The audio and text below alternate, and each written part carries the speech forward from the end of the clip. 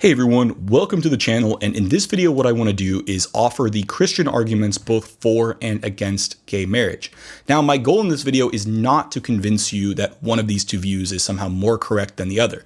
Now there is one side of this debate I do find more compelling, and I actually hope this doesn't come through in this video, because really at the end of the day it's not about what I think, it's about whether you understand where each of these sides are coming from. Unfortunately there's a lot of talking past each other, not a lot of listening. There's a lot of angry rhetoric and unhelpful name calling on both sides of this debate. As a result, my goal here is to say, hey, before you can make a decision, before you can call another side wrong, hopefully you at least understand the arguments that they have in the best way, and then you can make a more informed decision. My goal here is to hopefully promote a better understanding and a better dialogue about people's differences.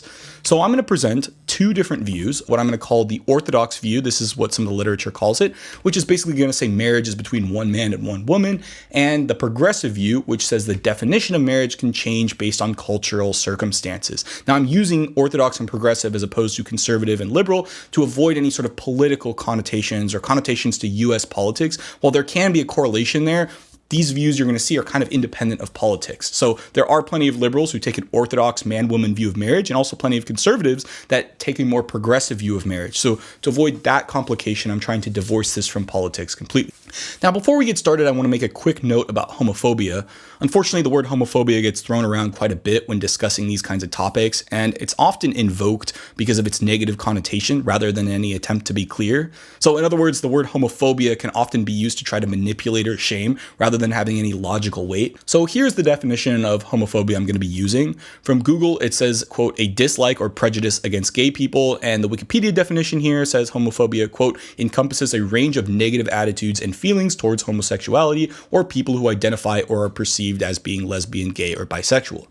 Now, I do think these are great definitions, and certainly there are Christians who are not only homophobic, but use Christianity as an excuse to justify their homophobia.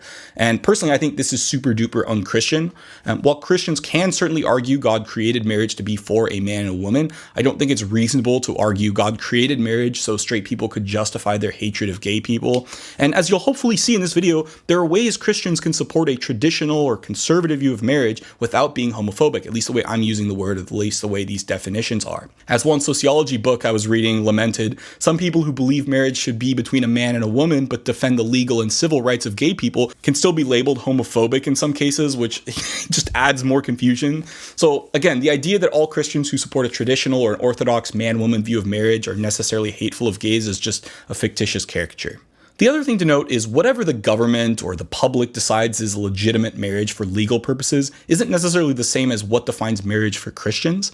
In the US, we have separation of church and state, so the church is free to reject the state's definition of marriage as incorrect or inadequate and not face any legal troubles, at least not in principle. And furthermore, Christians are free to argue that while the state can define marriage however it pleases, the state's definition of marriage one way or another is not what legitimizes it in God's eyes, right? That the state has any jurisdiction to define and then impose their definition of such concepts is really hotly debatable. Personally, I think the whole idea of secular marriage is just a non-starter. It doesn't really make that much sense, but I'm going to put that to the side for now. Again, what we're talking about doesn't really have anything to do with legal marriage per se. It has to do with the definition of marriage and what it actually means, and doesn't mean anything in a sort of timeless, abstract way. So anyways, let's go ahead and get started by talking about the orthodox view of marriage. The orthodox view of marriage, as I'm defining it, says marriage is between a single man and a single woman. And biblical support for this view comes from Genesis 2:24, which is, quote, therefore a man shall leave his father and his mother and hold fast to his wife, and they shall become one flesh.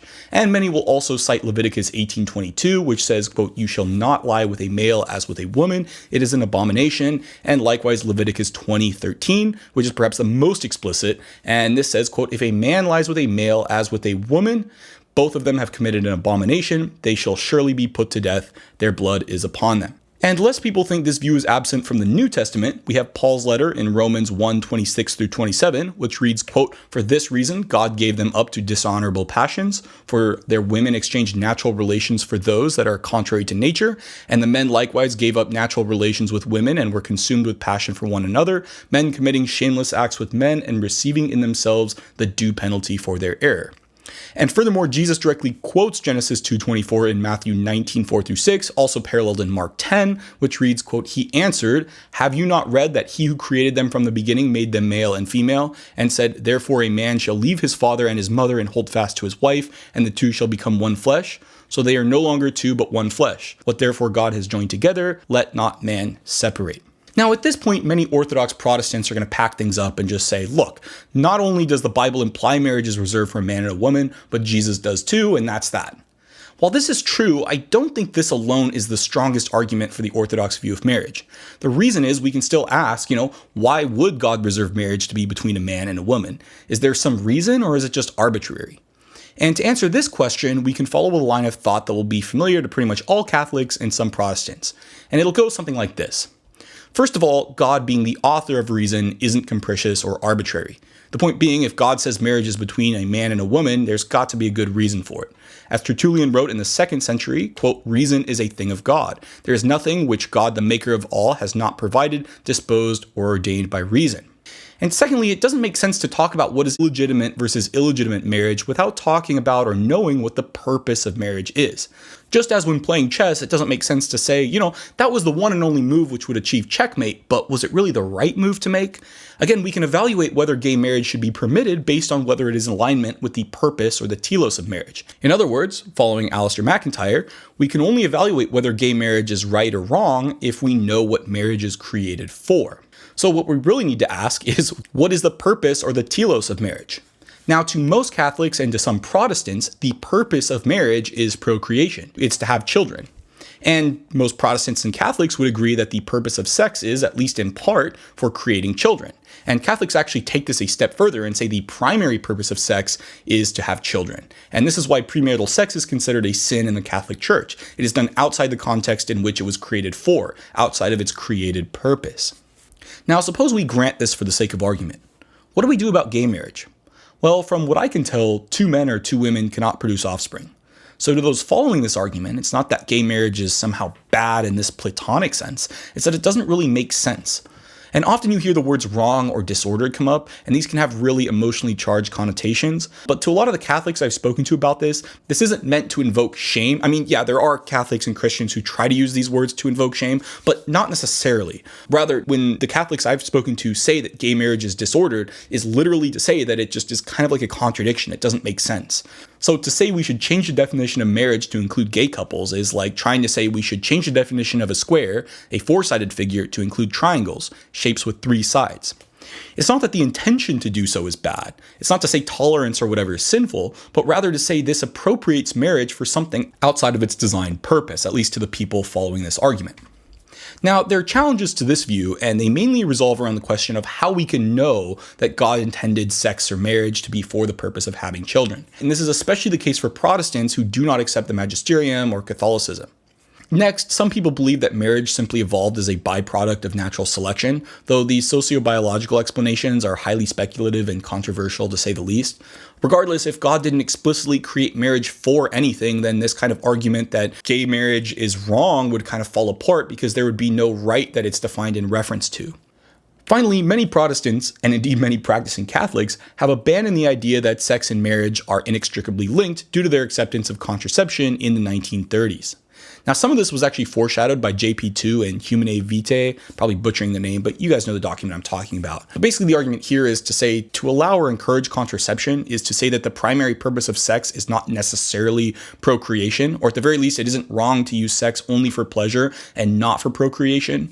And as a result, if we apply the same argument to marriage, perhaps it's unsurprising that if the primary purpose of marriage is, say, companionship and not procreation, it would then seem rather arbitrary to exclude gay couples. And this is going to be the view that we turn to next.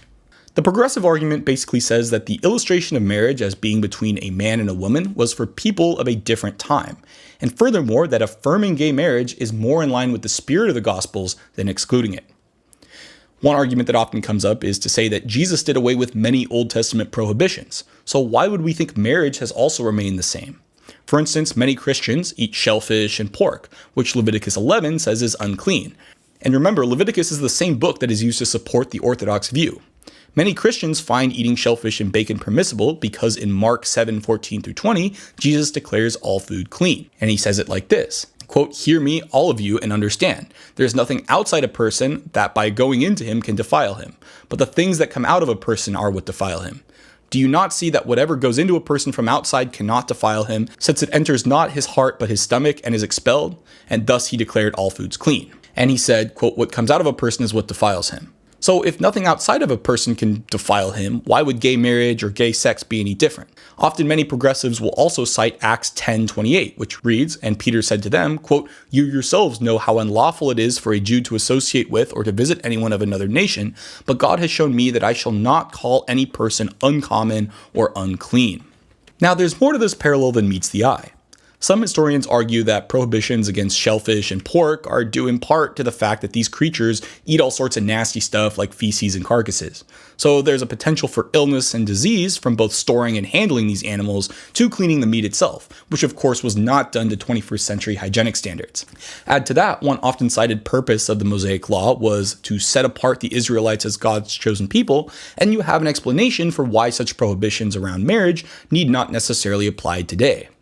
Similarly, prohibitions against anal sex, literally sodomy, before the 21st century hygiene actually makes a lot of sense in the ancient world.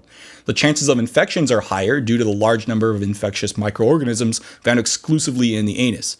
And again, it's important to get into the headspace of the ancient world. Infections were a leading cause of death and in part explained why life expectancies were so low.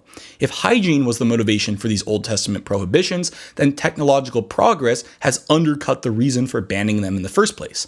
So really the question is whether these prohibitions are binding or were provisional. In favor of the provisional argument, even some of the Old Testament views on marriage were relative to a different time, and revised or corrected by Jesus himself. For instance, in Matthew 19:7-8, we have an encounter between the Pharisees and Jesus, who challenge Jesus on the issue of divorce.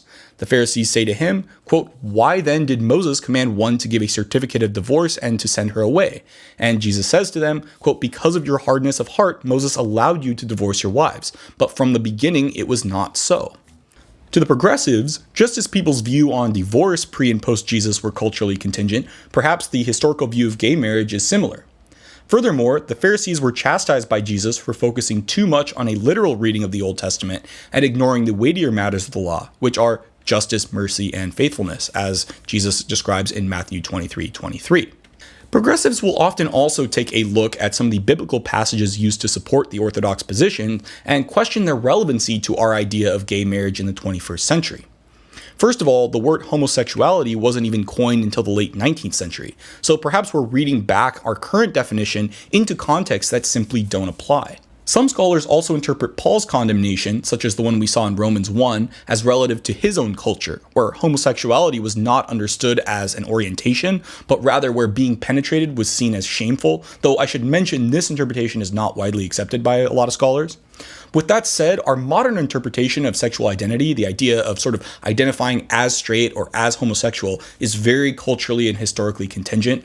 This is not something that historians say we see in the ancient world at all. So again, this could be one area in which we're reading back our current views on the idea of gay identity back into the Gospels and back into the ancient world. Furthermore, the word used by Paul in 1 Corinthians 6 and 1 Timothy 1 that many interpret as referring to homosexuality and also referring to the passages discussed in Leviticus is this word arsenkoitai. Now this is a compound word from arsen, meaning male, and koiton, meaning bed. So the word that appears in Leviticus as well as in Paul's letters literally means med bedders. Now, while homosexuality is certainly one interpretation of this word and of the passage that this word appears in, there are indeed others. And the word has puzzled biblical scholars for decades, mostly because Paul seems to be the first to use this word. So it's not like there's an earlier source we can sort of compare this with. So some scholars think this word refers to something exploitative, perhaps involving children, such as pederasty. I mean, this is something that went on all the time in the ancient world, especially the ancient Greek world before Christianity came on the scene. For instance, the historian John Boswell thought Paul did not intend for this word to refer to homosexuality, and further argues that the early Christian church did not interpret this as homosexuality for at least centuries. Author Matthew Vines agrees. In response to 1 Corinthians 6, 9-10, he says, quote, "In this text, Paul uses two Greek words, malakoi and arsenokoitai, that likely refer to some forms of male same-sex behavior, but not the modern concept of homosexuality. The predominant form of same-sex behavior in the ancient world were sex between masters and slaves, sex between adult men and adolescent boys, and prostitution. And he goes on, in all those cases, men used sex to express power, dominance, and lustfulness, not self-giving love and mutuality. Committed same-sex unions between social equals represent very different values than the types of same-sex behavior Paul would have had in view in 1 Corinthians 6. Lastly, progressives are going to argue that it's much more in the spirit of Jesus and the spirit of the law to allow gay couples to marry. Following the golden rule in Matthew 7:12, if straight people want to marry, they should extend this privilege to gay couples today. If God's purpose for marriage is for couples to express their love to one another the way Jesus expresses his love for humanity, then just as Jesus put no boundaries on who was included, indeed using marriage as a metaphor for his relationship with the church, perhaps we shouldn't either. Put another way, if the purpose of sex and marriage is not for having children, why would marriage exclusively be between a man and a woman? Now, there are challenges to the progressive view as well. One of the questions that comes up is, what about polyamorous couples or couples that involve minors? Should marriage be changed to account for these couples as well? If we're willing to change our definition of marriage from how it was historically seen to now include homosexuality out of a desire for tolerance and inclusion, what is stopping us or those in the future from changing the definition of marriage again to include other groups for the same reasons? And does this end up watering down the definition of marriage too much, or does this just reflect the underlying relativity that's present in language? Again, this is a possible reductio ad absurdum of the progressive view. There are many people who are saying, look, I'm not sure about gay marriage, but if the same argument could be used to justify these kind of pedophilic types of relationships, then clearly it's the reasoning that's wrong. That would be the way that this challenge would come up. Anyways, this has really only scratched the surface of the debate around same-sex marriage and some of the issues that come up. What's really important to remember is that there are human beings on either side of this debate, and reducing either one to a silly caricature is just unhelpful and unchristian. With that being said, perhaps you get the impression, as I do, that the orthodox and progressive views on marriage are fundamental differences on what the word marriage is supposed to mean or what it refers to. In other words, the assumptions that give rise to these different perspectives comes from different metaphysical starting points, and this cleavage is much deeper than it may initially seem on the surface. I'd further argue that there are good reasons and arguments offered on both sides, but what each side is arguing for is, in the end, really a different thing. And perhaps this is why we see such a big divide between Orthodox and progressive Christians, and why I'm not so sure there's much chance of finding compromise on this issue, at least not in the current state of the debate. But not all hope is lost. There are many things Christians on all sides can agree on, and I'd say the way we respond to those we disagree with can, at times, be even more revealing as to our true character and beliefs than certain doctrinal matters. So if you feel comfortable, let me know in the comments which of these views you find more compelling and why. I'm curious as to what you think. Again, if you want to read more about this, read James Davison Hunter's book, Culture Wars. He's the one who kind of uses these terms orthodox and progressive. Again, this book isn't really about gay marriage per se, but just about cultural conflict in general. Really great read, kind of like required reading for a lot of sociology type people. So really well written book, great book, and some of his more modern stuff as well. So anyway, thanks for watching. Here are the references, and I will see you in the next video. I'll also have a copy of these in the description.